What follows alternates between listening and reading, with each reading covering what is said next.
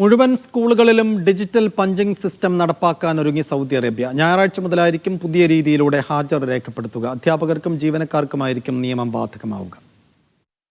ഞായർ മുതലായിരിക്കും പുതിയ സംവിധാനം. അധ്യാപകർക്കും അനധ്യാപക ജീവനക്കാർക്കും നിയമം ബാധകമാകും.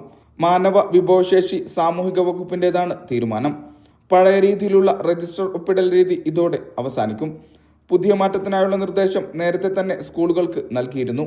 തൊഴിലച്ചടക്കത്തിന്റെ ഭാഗമായാണ് തീരുമാനം.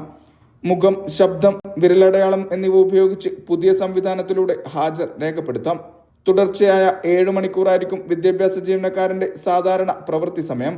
വൈകിയെത്തുന്ന ജീവനക്കാരുടെ ആകെ വൈകിയ സമയം കണക്കുകൂട്ടി 7 മണിക്കൂറിലെത്തിയാൽ ഒരു ദിവസത്തെ ശമ്പളം കട്ട് ചെയ്യും. മുഴുവൻ പ്രവിശ്യകളിലെ സ്കൂളുകളിലും നിയമം ബാധകമാകുമെന്നും മന്ത്രാലയം അറിയിച്ചു. Mishal Cherpulassery, media 1, Riyadh.